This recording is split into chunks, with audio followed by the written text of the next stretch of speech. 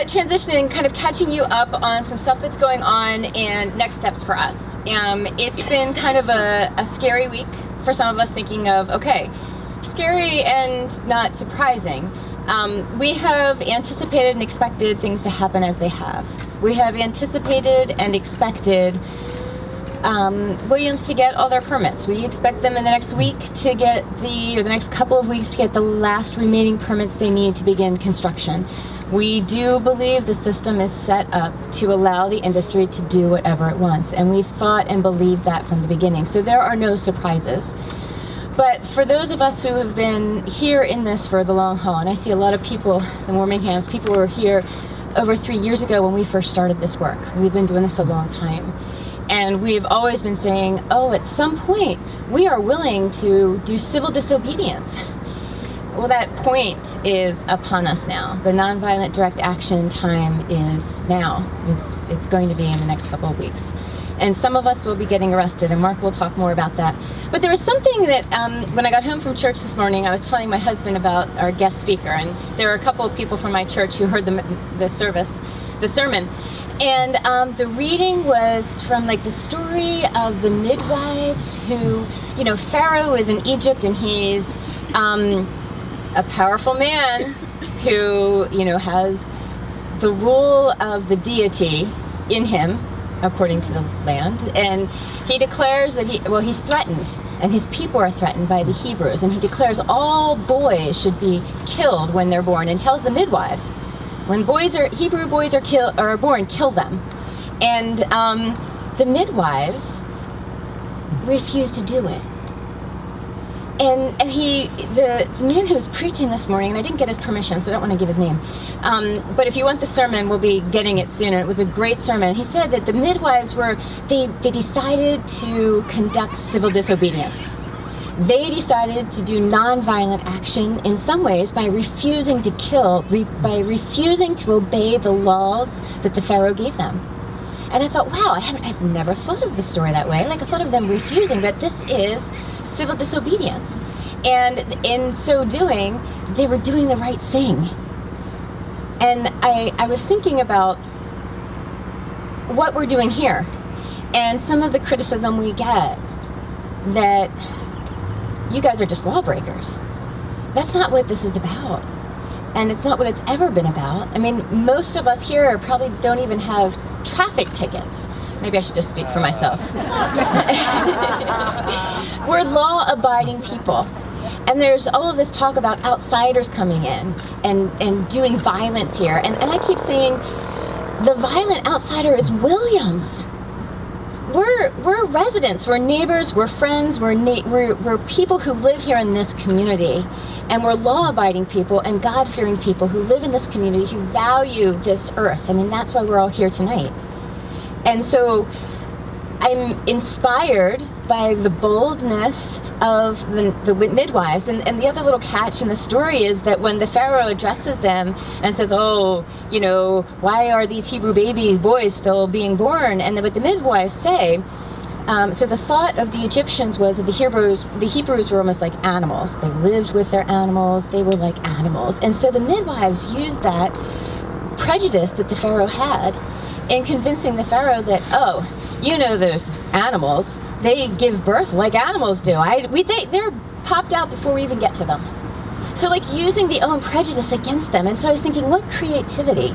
And that's the kind of creativity I think that we need to dig down and say, okay, we are honest, upright people who care about doing the right thing. How can we do it creatively, non-violently, and in community with one another? And that's what we're attempting to do, and that's some of the plans that we have. And I'm excited about that, especially because there are a lot standing here, a lot of people that I know and I love like family. And I feel like there are no better people in the world than those of you who are here who are going to be doing this work with me. And I'm empowered by that. Is that enough, honey? You kind of asked me to, yeah, okay. So carry that with you as you go, whatever, if you get anything out of that, I hope it's helpful. And then Mark's going to talk a little bit about the details of judges' decisions and kind of more strategic planning for us and what's coming next, and how you can be informed when actions begin, to be present and be a part of it. Even if you don't want to get arrested, if you just want to be a support, how you can be a support. Okay, my love. His name is Mark. Guess if you're not going to be called by your name, my love is not bad. Yeah, a number of people, a lot of people have been asking just sort of about the details of the hearing or the ruling that came down this past week. Just kind of what exactly did the judge rule this week, and kind of how does it impact what we're doing? And so I thought I would just start there.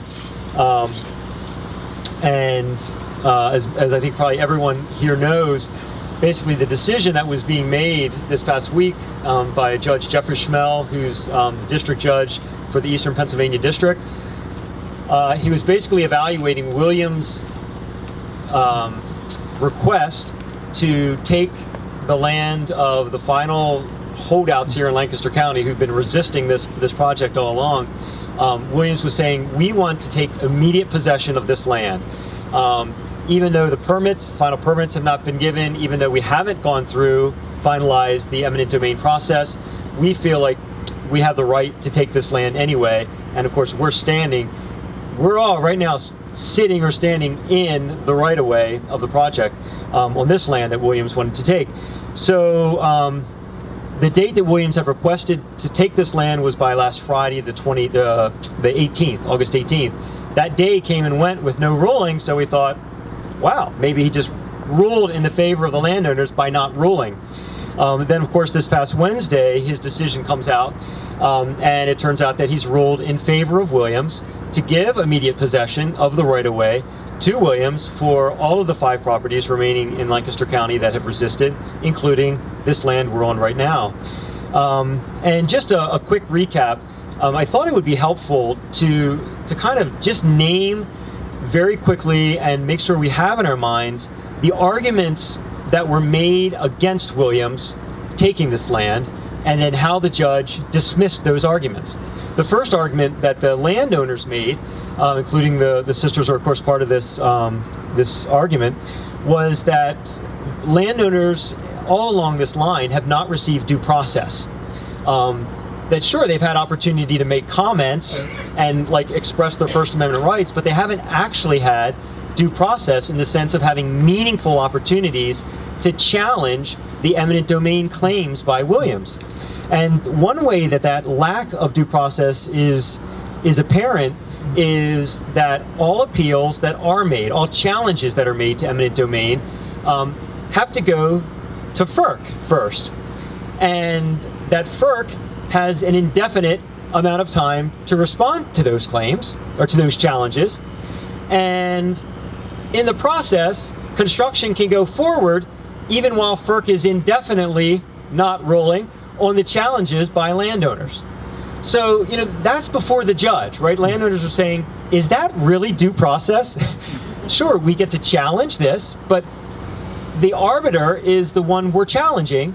They have indefinite time to hear and deliberate or decide, and in the meantime, construction goes on anyway. So the judge, in that case, said, yeah, I think you've had due process. I'm going to dismiss that argument. Second argument, landowners said, hey, wait a second. This project, the Atlantic Sunrise project, it's not inevitable. There are still outstanding permits that have to be made, both from the DEP as well as the U.S. Army Corps of Engineers. There's then a federal permit or 2 that need to be issued.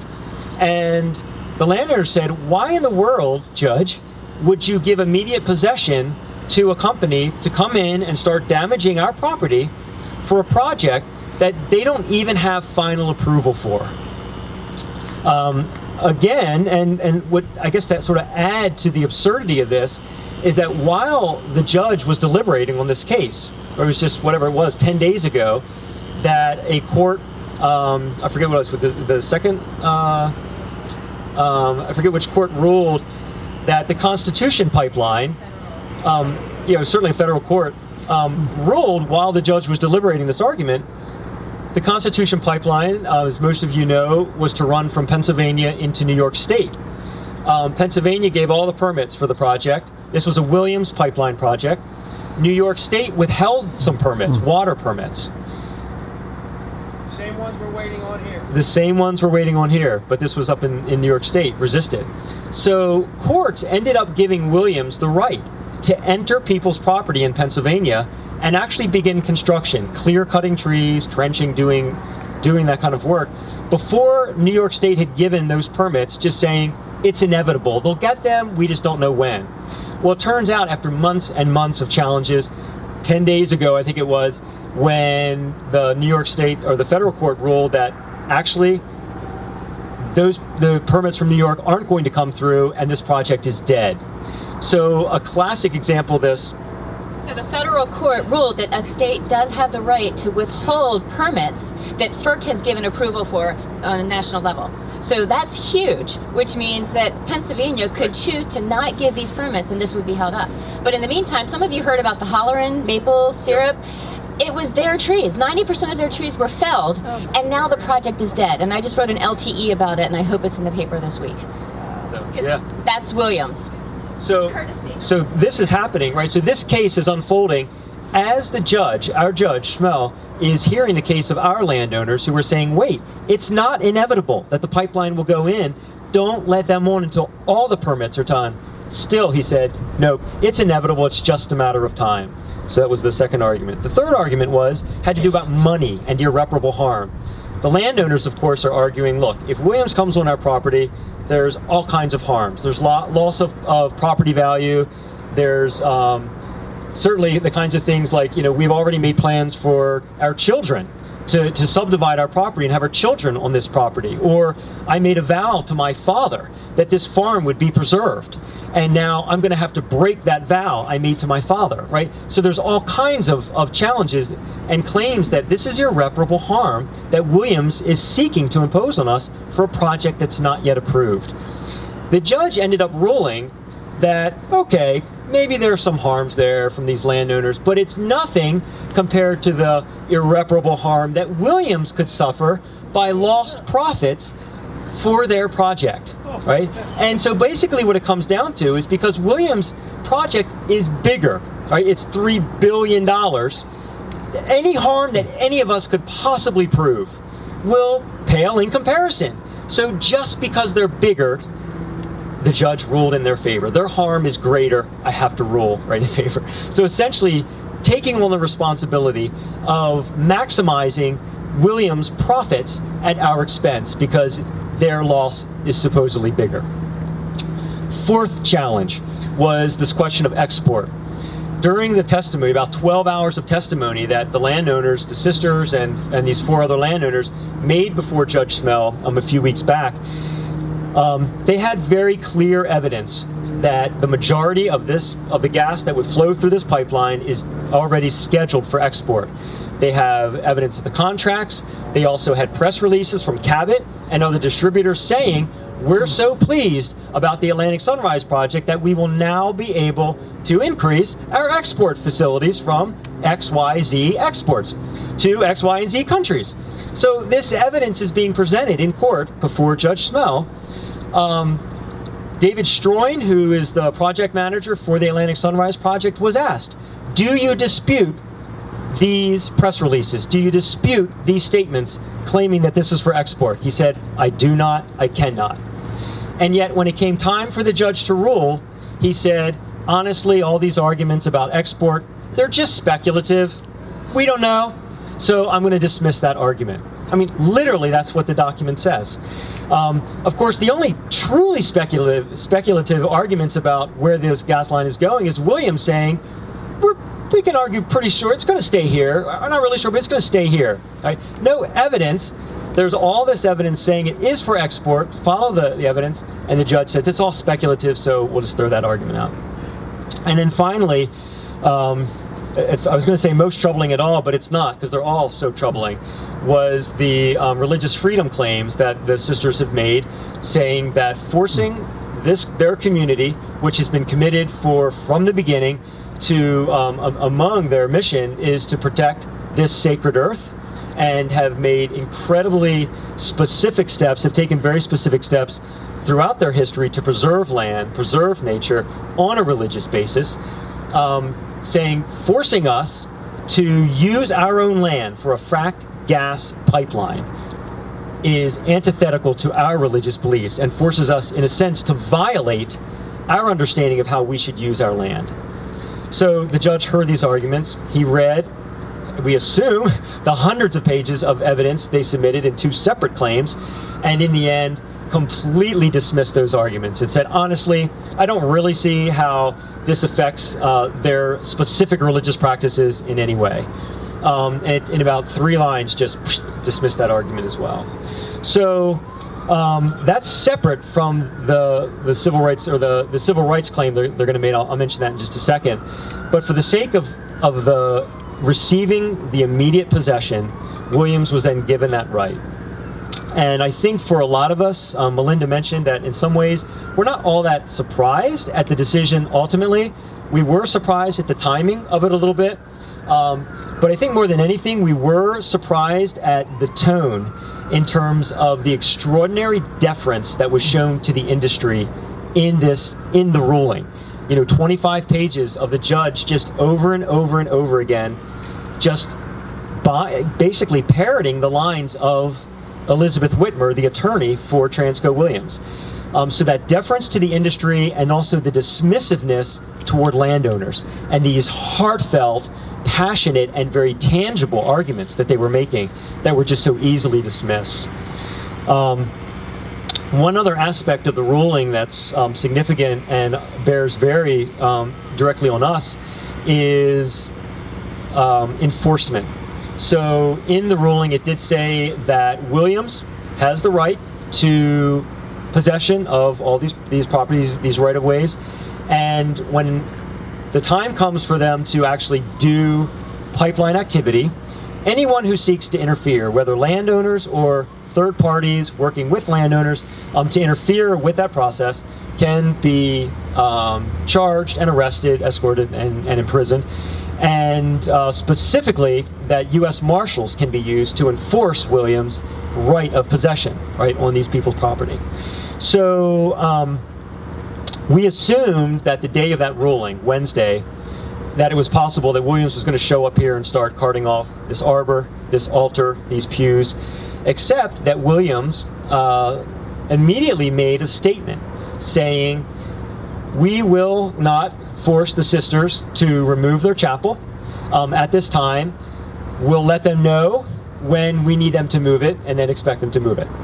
And I thought, wow, what a change of tone from 6 weeks ago, when Williams was trying to get possession of this property to stop the dedication of this site. They filed an emergency motion before the same Judge Smell, and basically made the argument this altar, this chapel, this space was going to cause them irreparable harm. We don't even want this dedication service to happen, which happened about 6 weeks ago. And we're asking specifically for the right to tear all this down and use U.S. Marshals.